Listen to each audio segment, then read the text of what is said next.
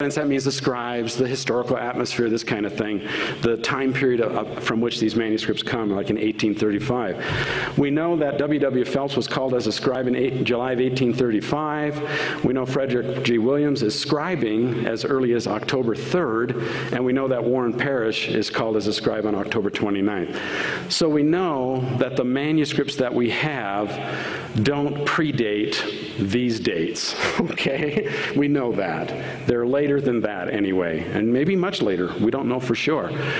We also want to take into consideration some historical matters here. What's going on between 1835 and 1842? Tons of things are going on in the church. How busy is Joseph Smith? It's amazing he has time to breathe. Literally, there's so much happening with him. Joseph Smith during this time period gives more reins to the leaders of the church, gives them more independence to do things. He also, there's an increase in secular learning languages, history, ancient things. They're very interested in that kind of thing during this time period. I don't want to read all these, but look at some of the things going on in those 7 years with the preparation and acceptance of the Doctrine and Covenants, 1835 Doctrine and Covenants. Now, I need to give you a little clue here on the how far along the translation was by August 17th, 1835. You know the term Shinar, okay? It's in Abraham 3:13. Shinar, do you remember that? Oh, it's in the same verse with Oliah, you know. And well, that word, okay, gets adopted into the heading of a March 1833 revelation in the 1835 D&C in August. And how's it adopted into that? Well, it's put in there as a code name. Okay, remember the code names that were used by the prophet? Remember that? Some of you are too young maybe to remember that. Our scriptures used to have those in there. Okay, they don't anymore. But Shinar was in the 1835 edition of the Doctrine and Covenants.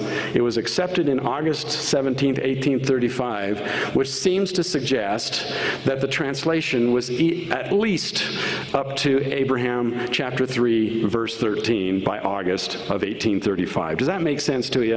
I mean, if he's pulling out that word, okay. Okay, there's more going on with the Kirtland Safety Society. The bank closes. There's apostasy, the Far West problems, the extermination order, Hans Mill, the jail experiences, Nauvoo, building Nauvoo. Oh, there's just so much going on. Okay, so it's no wonder really why between 1835 and 1842 Joseph Smith is not able to publish the Book of Abraham at that time.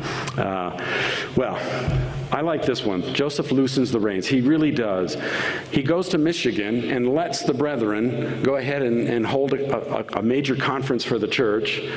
He lets the Missouri and Kirtland leaders just go ahead and run things for years, really.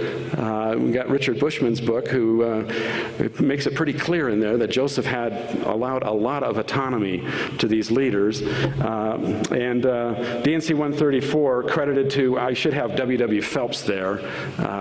Some think it's Oliver Cowdery, but should also be W.W. Phelps as well. And so there's a lot going on. The reins are loosened.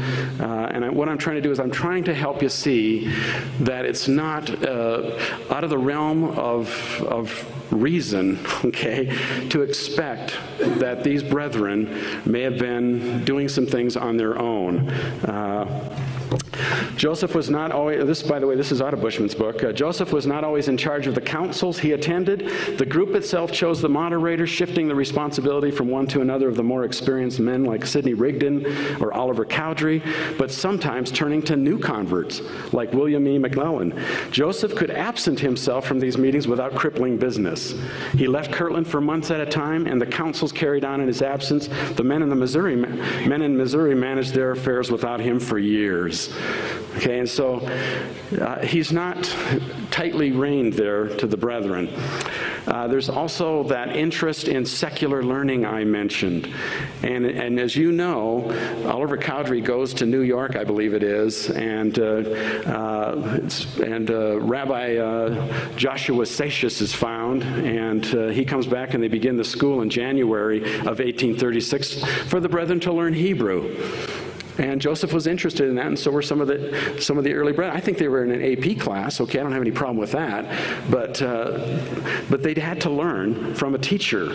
Okay, and Joseph says, Wednesday the 17th, this is in February of 1836, attended the school and read the translated with my class as usual, and my soul delights in reading the word of the Lord in the original, and I am determined to pursue the study of languages until I shall become master of them. Okay? And I was talking to Alexander Baugh, who's on the Joseph Smith Papers project, and he shared this with me. He has a letter from Joshua Seixas to Joseph Smith, and it reads, Mr. Joseph Smith Jr. has attended a full course of Hebrew under my tuition and has been indefatigable in acquiring the principles of the sacred language of the Old Testament scriptures in the original tongue. He has so far accomplished a knowledge of it that he is able to translate to my entire satisfaction. And by prosecuting the study, he will be able to become a proficient in Hebrew. I take this opportunity of thanking him for his industry and his marked kindness toward me. And that was in Kirtland in March of 1836. Now, it tells me two things. Number one, Joseph Smith's not bad at Hebrew. Number two, he had to work at it. Okay, why didn't the Lord just give it to him? You know, with all his revelations, okay? Because Joseph's a seer and he's a scholar. He has to work through the books just like you and me, okay? And I think this, to me, this is just another indication that he is trying to do the best that he can to become the scholar that he wants to be. We know from, let me see if I've got a couple quotes here from, let's see here. Here we go. We've got some promises made to, let's see, here we go. The Lord and Joseph Smith were open to allowing some of the early brethren to participate in the bringing forth of Scripture. As early as 1829, Oliver Cowdery was given the opportunity to translate the Book of Mormon and failed. On November 14th, 1835, Warren Parrish was told, "He shall see much of my ancient records, and shall know of the hidden things, and shall be endowed with a knowledge of hidden languages. And if he desires and shall seek it at my hand, he shall be privileged with writing much of my word as a scribe unto me for the benefit of my people." W.W. Phelps was promised in a blessing. "Behold, he shall have understanding in all sciences, even languages. And with his brother Oliver shall write and arrange many good books for the good of the church, that the young may grow up in wisdom." Now, I don't know about you, but it appears to me that it was put into the minds of these early brethren that they could learn some things on their own. Even the Lord said in March of 1833, he encouraged Joseph Smith and the early brethren to study and learn and become acquainted with all good books and with languages, tongues, and people. That's a revelation, March 1833. Now, that would put a thought in my mind to see what I could do to learn some languages.